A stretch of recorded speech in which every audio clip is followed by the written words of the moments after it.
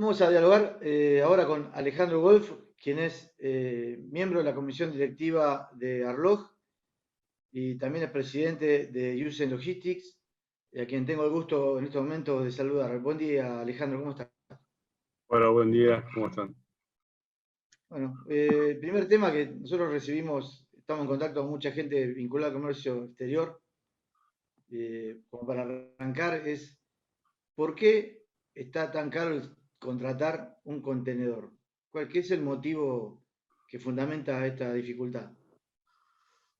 Bueno, el tema principal, digamos, a ver, hay dos problemas hoy, ¿no? Uno es el costo de los fletes y otro es la disponibilidad de los servicios, o sea, tanto disponibilidad de contenedores como espacio de bodega.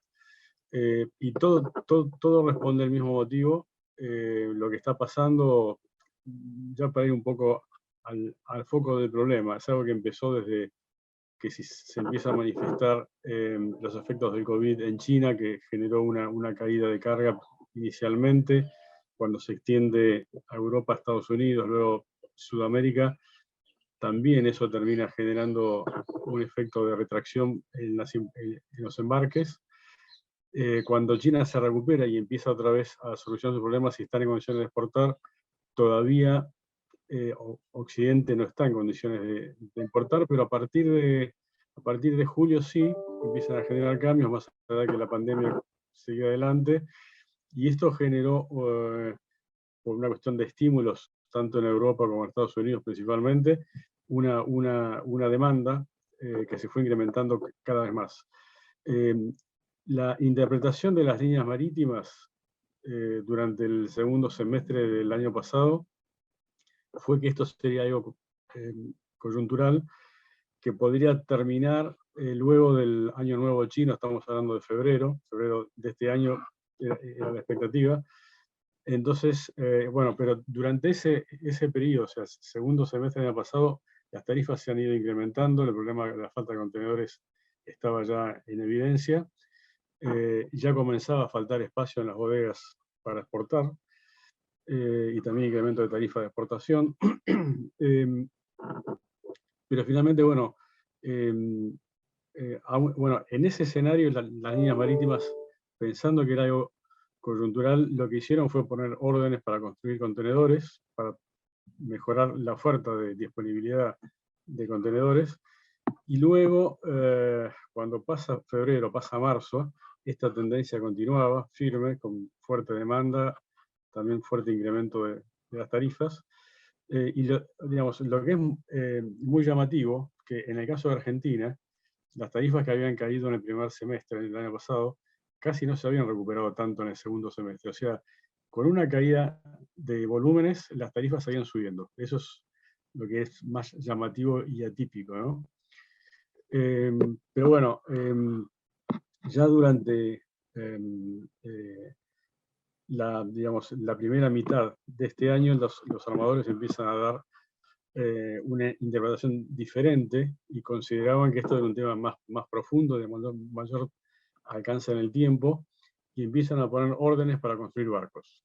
O sea, por encima de lo que es usual, porque los barcos generalmente siempre hay una construcción constante que es recambio por los buques que van a chatarra y demás, o renovación de flota, pero acá se hizo una puesta de órdenes que superó lo usual. O sea, para que tengan una idea, las órdenes anteriores durante los últimos años sumaban 300 barcos, y las órdenes puestas en esos meses fueron 380 barcos más, solo unos pocos meses. O sea, hoy hay en construcción 680 barcos aproximadamente. Y estos barcos van a estar disponibles recién para el año 2023. O sea, las primeras entregas van a estar disponibles en el 2023. Entonces, estas medidas que están tomando las líneas marítimas para poder, eh, digamos, evitar la presión de la demanda sobre la oferta de bodega, eh, si esto continúa en estas condiciones, recién tendría un poco de oxígeno para dentro de 2 años. Entonces, el tema es realmente problemático si esto no cambia, porque mientras tanto, hoy en Argentina, para que tengamos una referencia, cuando las tarifas antes de, o sea, las tarifas vigentes durante el primer semestre de 2020 estaban en el orden de los $2.000 a $3.000, y cayeron por la caída de volumen a 1.500 aproximadamente sobre junio. Hoy están entre 18 y 20.000 dólares. Es una locura total. Y esto pasa en todos los tráficos. O sea, en una medida o en otra, el incremento de tarifa está pasando porque la tensión es mundial. Ahora, ¿por qué pasa esto? Bueno, ya desde hace unos 20 años empezó un proceso de que las líneas marítimas se han empezado a comprar entre sí. Antes las líneas marítimas eran mucho más chicas en su capacidad de carga y más acotadas en sus rutas. Estaban más especificadas, por ejemplo, Norte Europa, Sudamérica, Norte Europa, Estados Unidos, Oriente, Sudamérica, Oriente, Estados Unidos, Oriente, Europa. Hoy hay líneas que se han comprado para tener la cobertura mundial. Entonces, alrededor de las 7 principales líneas marítimas hoy están cubriendo el 80% de la capacidad de carga. Solo 7 líneas. Después de eso hay un montón más de líneas, pero son líneas más de menor capacidad. Tienen una cobertura más específica entre puertos de una región, o sea, no son líneas de cobertura global. Entonces, estos megacarriers, lo que pueden hacer en condiciones de mercado variable, como el que pasa hoy, es concentrar los recursos de las rutas menos congestionadas a las más congestionadas.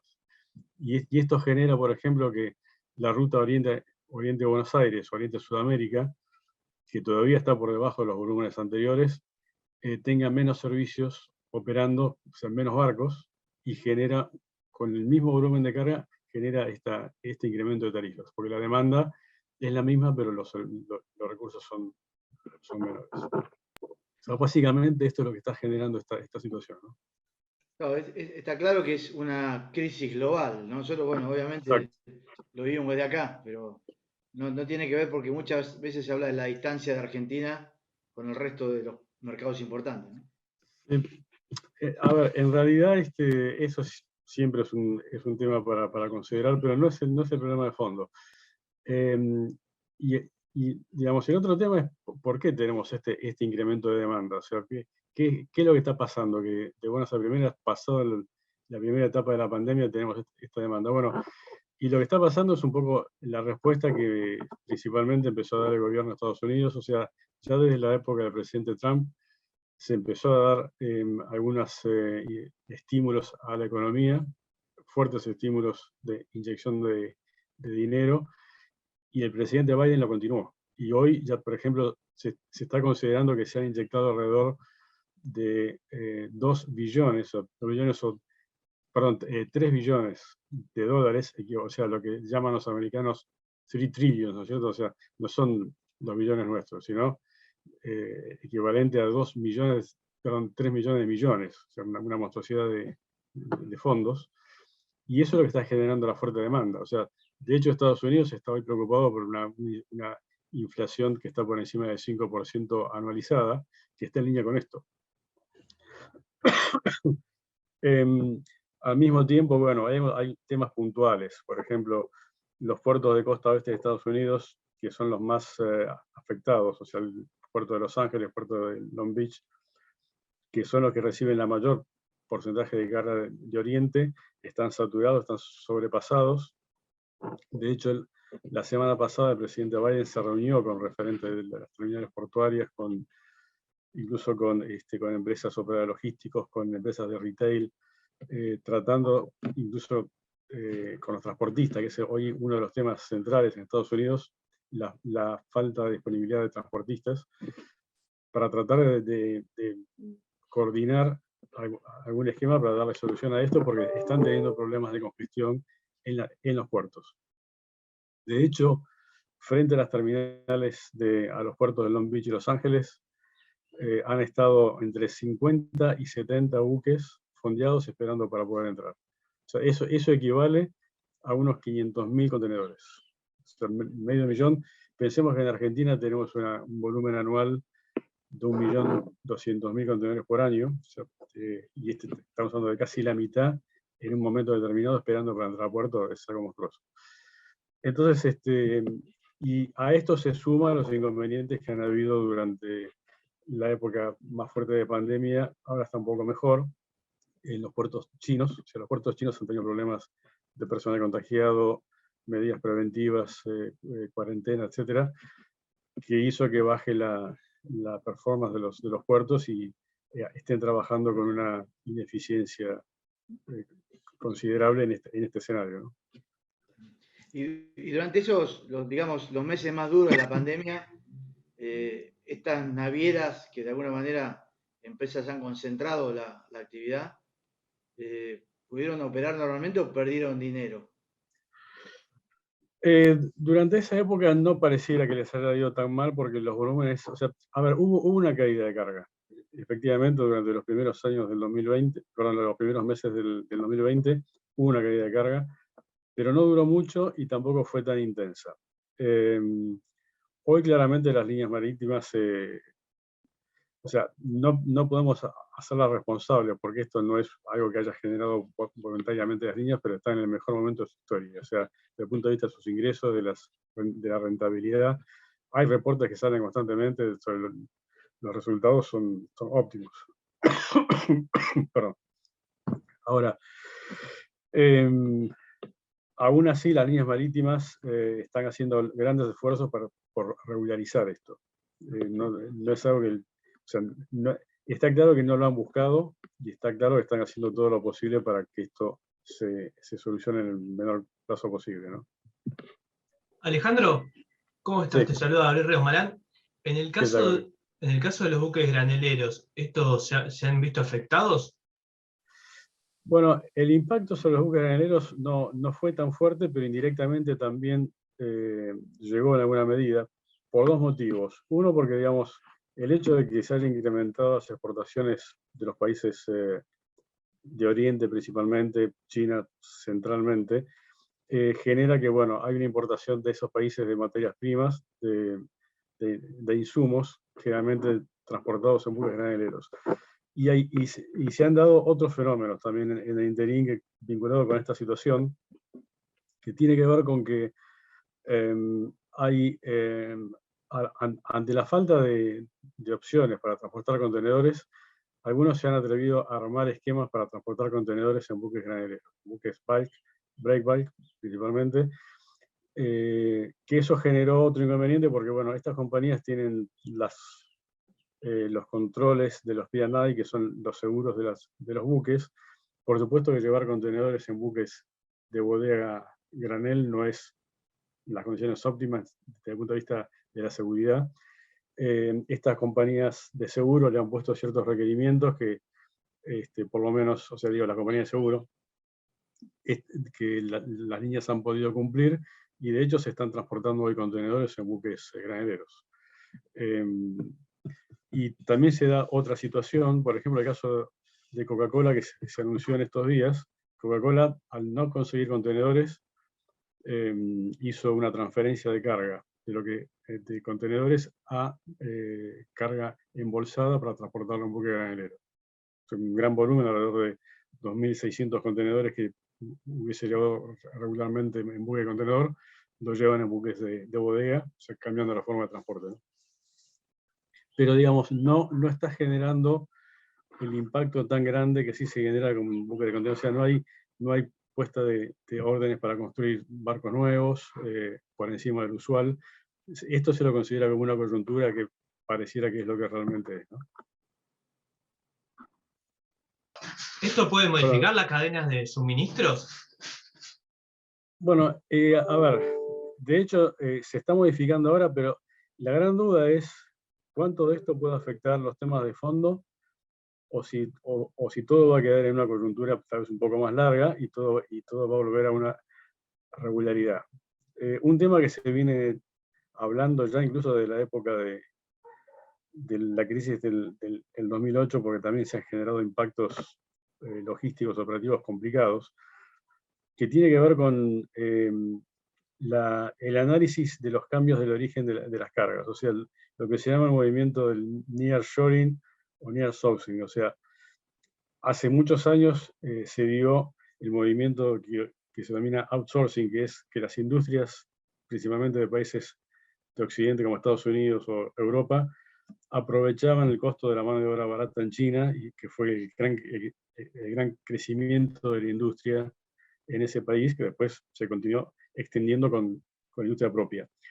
Eso está cambiando por problemas logísticos, ya los costos no son tan baratos como antes, y digamos, la tendencia es que hay quienes están analizando que podría empezar a cambiar con la transferencia de industria a lugares más cercanos a la salida de producción, para evitar estos problemas logísticos. Pero, a ver, yo tuve hace poco tiempo una conversación también así pública con Marcelo Elizondo, que es un seguidor muy profundo de los temas de lo que está pasando en el comercio internacional en el mundo, y él me decía que esto, digamos, se está conversando, pero no hay nada firme todavía. O sea, digamos, nadie lo está considerando seriamente, o sea, todo indica que, por lo menos por ahora, los flujos de transporte de partes y de componentes seguiría igual, y por lo tanto, digamos, no es esperable que haya fuertes cambios, ¿no? Por lo menos por ahora. El flujo de transportes marítimos a Argentina ha disminuido o para digamos, esta región. ¿Y qué pasa en el Océano Pacífico, ¿no? En Chile? Bueno, en general, un poco siguiendo lo que comentaba al principio, las líneas marítimas, por una cuestión estratégica, están redireccionando los recursos. O sea, por ejemplo, acá en el caso de los transportes para Argentina, se están evidenciando, a ver, los servicios usualmente están configurados con con un esquema tal para que las escalas en el puerto de Buenos Aires sean semanales. Entonces, por ejemplo, con lo que es el transporte desde Oriente se considera la distancia y la cantidad de barcos necesarios con la velocidad para que esto funcione correctamente. Cuando un barco de esos por algún motivo no cumple con escalas, se produce un gap en el medio que genera un impacto, que esto pasa a veces puntualmente. Pero lo que está pasando en este último tiempo es que a raíz de esta demanda fuerte en algunos tráficos, las líneas marítimas están tomando servicios de algunas de estas rutas que por ahí no son tan fuertes en demanda, en volumen, y genera un debilitamiento, que es lo que está generando la situación actual del incremento de tarifas. O sea, con un volumen de carga estable, la menor oferta de servicios genera este desbalance que da la sensación de que hubiese un incremento de carga, pero no, o sea, pero por eso crecen las tarifas. O sea, hay menos servicios de que tendría que haber para cubrir correctamente esa. Entonces, esto es lo que está pasando acá, pero también pasa en otras rutas. O sea, en el Pacífico, digamos, si consideramos si hacemos el mismo análisis en los puertos chilenos, está pasando exactamente lo mismo. Entonces, no es, y aparte del hecho de que los puertos más congestionados estén justamente sobre el Pacífico, aunque sea en la costa de Estados Unidos, no es la mejor opción considerar el Pacífico hoy, por lo menos para lo que tiene que ver con la conexión con Oriente. Nosotros tenemos, a ver, nuestra conexión es vía el Atlántico, la ruta va por debajo de Sudáfrica, llegando hasta Singapur. Generalmente en Singapur se hacen las conexiones con los feeders para llegar a todos los puertos de Oriente. Ese esquema no es malo, el único problema está simplemente la posibilidad o no de que se pongan los recursos necesarios para que esto sea fluido. Y esto es lo que hoy está pasando, que no es suficiente, pero esto pasa en todo el mundo, exactamente igual en todo el mundo. Y quería preguntar también por los corredores bioceánicos que Argentina está bueno, se están empezando a tomar un poco más de importancia, ¿no? Tienen un futuro sólido, o sea, se van a poder agilizar, se van a completar las obras y todo lo que se necesita. Bueno, a ver, para analizar ese tema, digamos, habría que tomar varios frentes. Primero es digamos, la utilidad o la conveniencia de la existencia de estos corredores, y de hecho están en uso, principalmente, por ejemplo, lo que es el Paso Cristo Cristo Redentor en Mendoza es el corredor bioceánico más importante porque está justo a la altura de los puertos de San Antonio y Valparaíso. El hinterland de ese paso excede hoy lo que es Mendoza. O sea, Mendoza en sí mismo lo utiliza en gran medida para sus exportaciones vitivinícolas, importación de insumos y demás. Hay flujo regular. Se han solucionado algunos problemas. Ya, por ejemplo, el tema de las nevadas no corta tanto el acceso como pasado durante muchos años, en la época de invierno. Y por una cuestión variable del tipo de cambio, el hinterland puede ser más corto o más largo. O sea, ¿por qué pasa esto? O sea, obviamente cuando uno utiliza un camión internacional para cruzar la frontera a Chile, es un valor en dólares, por lo tanto el costo tiene una relación directa sobre los costos de producción en Argentina pasado a pesos en función del tipo de cambio. Cuando el tipo de cambio no es favorable y esto es muy costoso, bueno, se utilizan camiones locales para traer carga de mayor distancia, después se transborda un camión internacional en Mendoza para reducir ese tramo. O sea, más allá de todo esto,